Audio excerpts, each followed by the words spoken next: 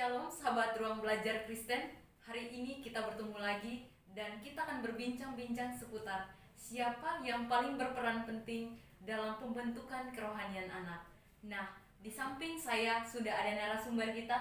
Mari Ibu, silakan memperkenalkan diri. Ya, terima kasih. Nama saya Frederica Tolasik. Saya berasal dari NTT, terkhususnya dari Kepulauan Rotendao. Dan saat ini saya menetap di Jakarta dan mengajar di salah satu sekolah tinggi teologi. Mungkin itu saja perkenalan singkat dari saya. Terima kasih. Terima kasih Bu. Begini Bu, beberapa minggu terakhir ini kita dihebohkan dengan viralnya anak NTT yang mualaf. Menurut Ibu, sebagai orang NTT dan juga sebagai pendidik dalam dunia teologi, bagaimana Ibu menanggapi fenomena ini? Terima kasih. Menurut saya itu hal biasa. Karena setiap individu memiliki kehendak bebas untuk memilih, termasuk memilih agama yang dianutnya. Namun berita ini menyadarkan kita untuk sadar dan mulai bekerja sama untuk terus memberitakan kabar kepastian keselamatan di dalam Tuhan Yesus kepada semua orang, termasuk keluarga dan saudara-saudara yang ada di sekitar kita. Baik Bu, terima kasih. Nah, viralnya anak NTT yang mualaf itu ada yang usia 10 tahun. Bagaimana Ibu menanggapi fenomena ini? Dan siapa sih yang paling bertanggung jawab dalam pembentukan kerohanian anak? Ya, ketika kita berbicara tentang fenomena ini, itu adalah hal yang sudah sering terjadi. Orang pindah keyakinan itu udah hal biasa. Ya. Karena mengingat kita ada di bangsa Indonesia yang beda agama, beda budaya, beda ras, beda suku dan sebagainya, dan itu udah hal yang merubah sekali. Namun ketika saya ditanya siapa yang paling berperan dalam pembentukan kerohanian anak, maka kita harus memahami dulu pengertian pendidikan secara umum. Nah, ada salah satu tokoh pendidikan nasional, Dr. Ki Hajar Dewantara, berkata bahwa pendidikan itu adalah usaha sengaja dari orang dewasa untuk mendidik dari yang tidak tahu menjadi tahu. Tapi ketika saya memberikan argumen saya berkata bahwa siapa yang paling berperan dalam pembentukan kerohanian anak, maka saya berkata bahwa yang paling berperan dalam pembentukan kerohanian anak adalah semua orang dewasa. Ya. Orang dewasa yang saya maksudkan di sini adalah orang dewasa yang sudah percaya Kristus dan juga orang dewasa yang menerapkan nilai-nilai dari iman, ajaran agama yang dia anut kepada keluarganya dan juga di tengah masyarakat. Namun kalau kita mau urutkan siapa yang paling bertanggung jawab dalam pembentukan kerohanian anak, maka saya berkata bahwa keluarga. Kenapa keluarga? Mari kita melihat Kejadian pasal 2 ayatnya yang ke-24 berbunyi demikian. Sebab itu seorang laki-laki akan meninggalkan ayahnya dan ibunya dan bersatu dengan istrinya sehingga keduanya menjadi satu daging. Dari ayat ini kita mendapat konfirmasi bahwa keluarga itu adalah lembaga pertama yang didirikan Allah di bumi. Anak adalah warisan dari Allah kepada keluarga. Dan anak juga merupakan generasi penerus dalam keluarga, gereja, dan juga bangsa. Karena itu orang tua memiliki tanggung jawab tidak hanya untuk menyekolahkan sehingga dia memperoleh pengetahuan yang luas, tetapi orang tua juga punya tanggung jawab untuk membentuk akhlak anak sehingga anak ini bisa memiliki pengetahuan yang luas, memiliki karakter yang baik, sehingga dia boleh mampu hidup di tengah-tengah keanekaragaman masyarakat yang ada di bangsa kita. Dan terlebih-lebih lagi dia akan bertanggung jawab atas hidupnya di hadapan Tuhan dan di hadapan orang tua tentunya.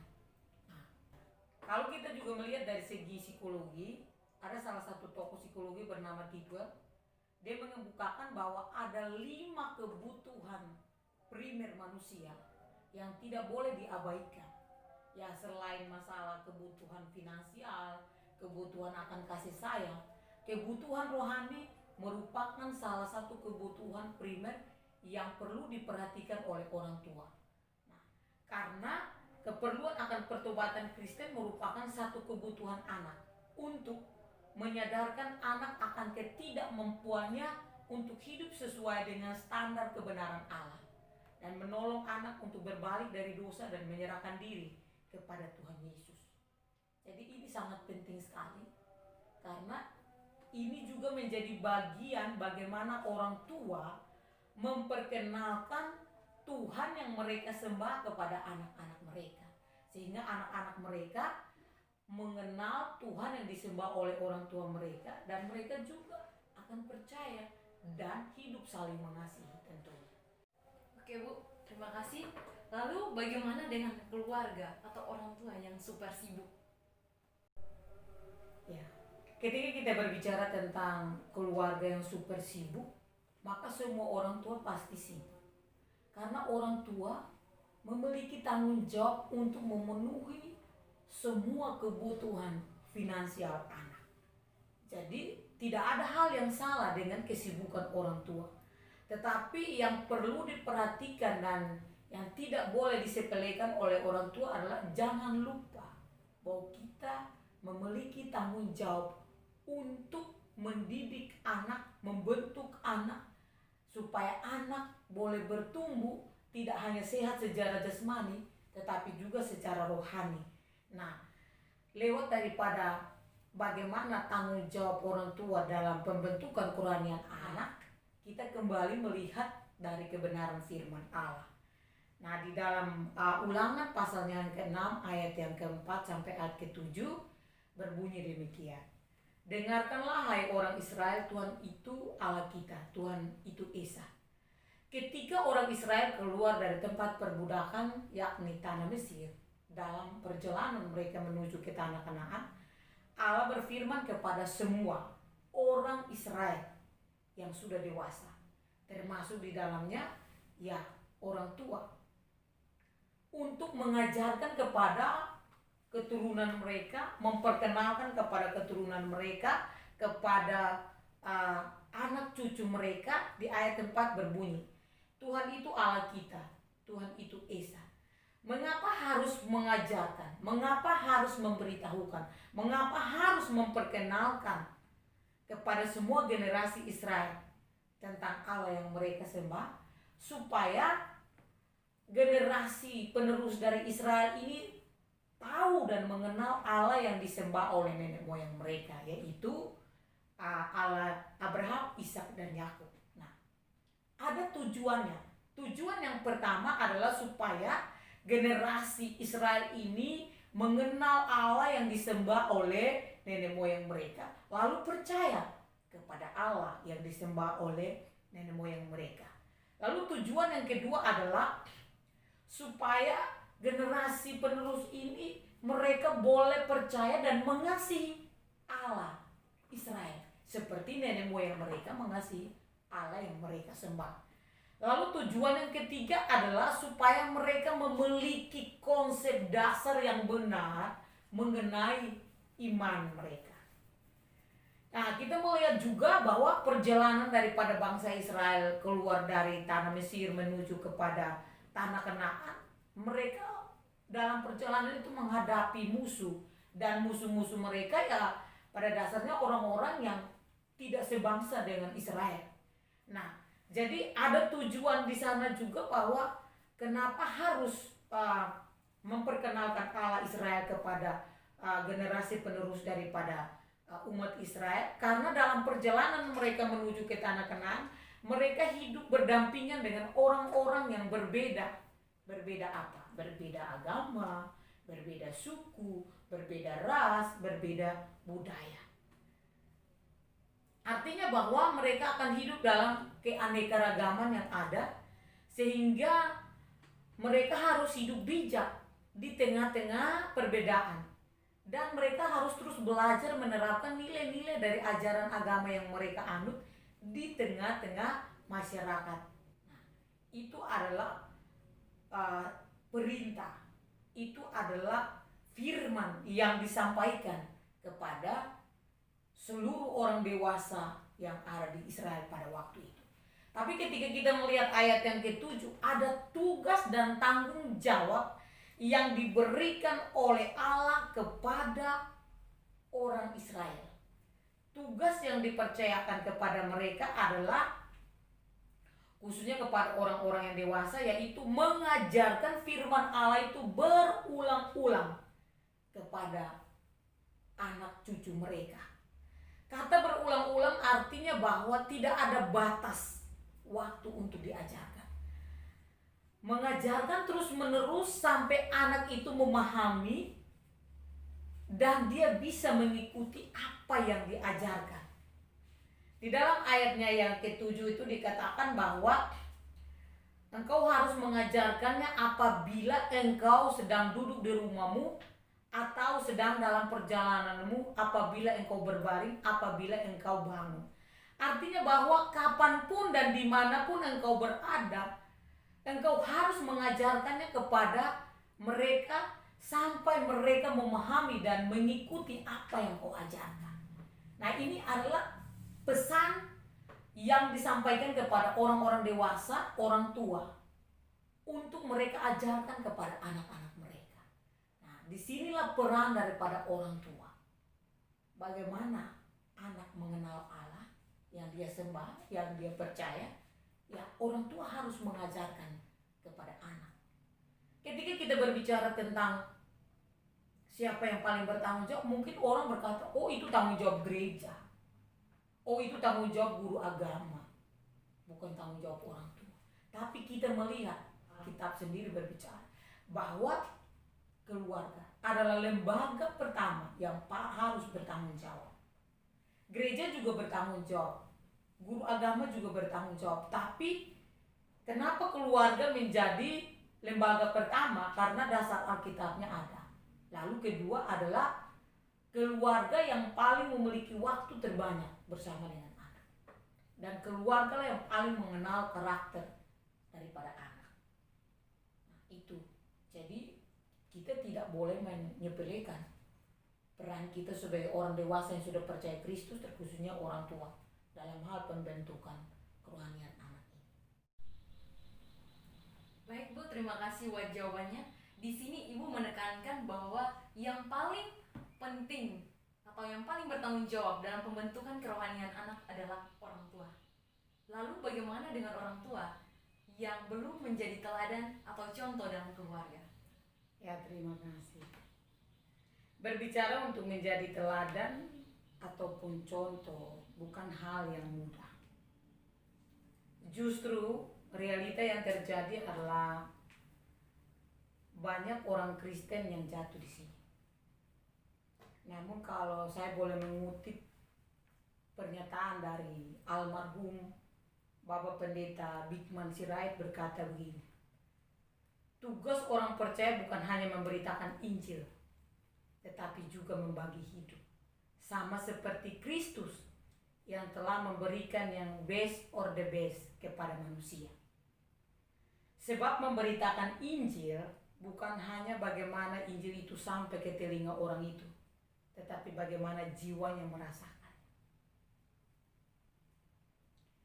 Yang menjadi pesan saya buat orang dewasa yang sudah percaya Kristus, dan terkhususnya juga untuk orang tua, adalah bagaimana kita harus bergumul dengan daging kita dan juga bergumul untuk melawan semua keegoisan kita, sampai pada satu titik kita boleh menjadi model bagi anak-anak kita.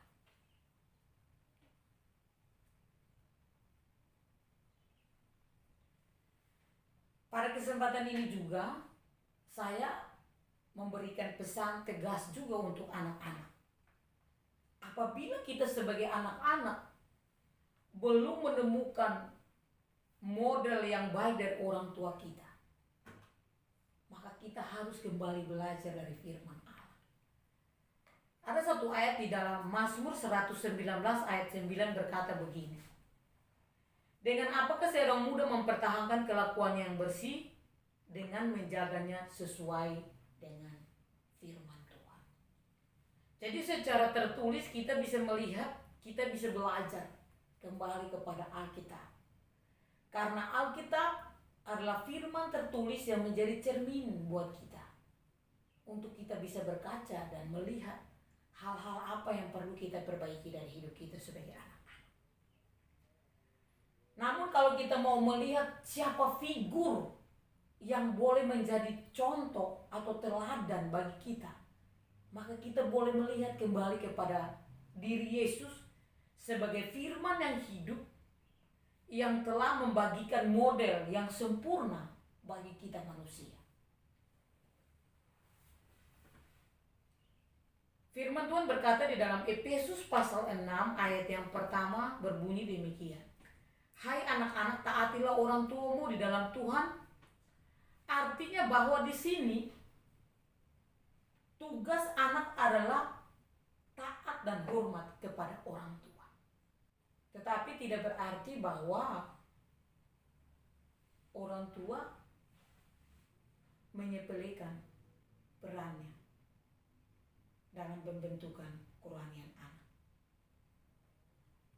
Karena kita bisa melihat kasus tokoh yang terkenal di dalam Alkitab, Elia. Ketika kedua anaknya melakukan dosa dan kejahatan di hadapan Allah, dan dia tidak menegur, maka dia mempertanggungjawabkan perbuatan itu di hadapan Allah ketika dia meninggal.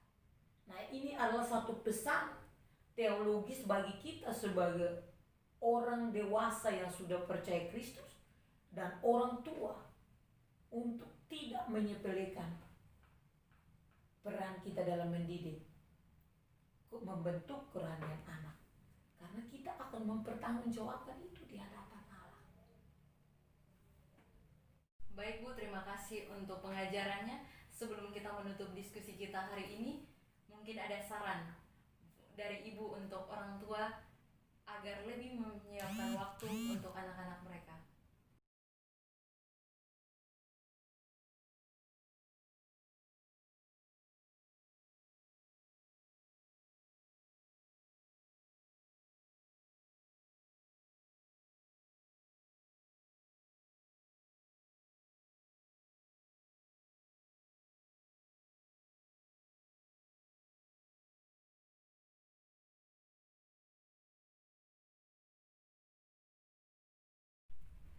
Ya, di ending daripada diskusi ini, saya mau mengajak kepada kita sebagai orang dewasa yang sudah hidup di dalam Tuhan, para rohaniawan, dan terkhususnya untuk orang tua dimanapun berada. Mari kita bekerja sama dan memulai satu hal yang baik. Ya, itu yang bisa saya sampaikan kepada kita semua. Tuhan Yesus memberkati. Salam.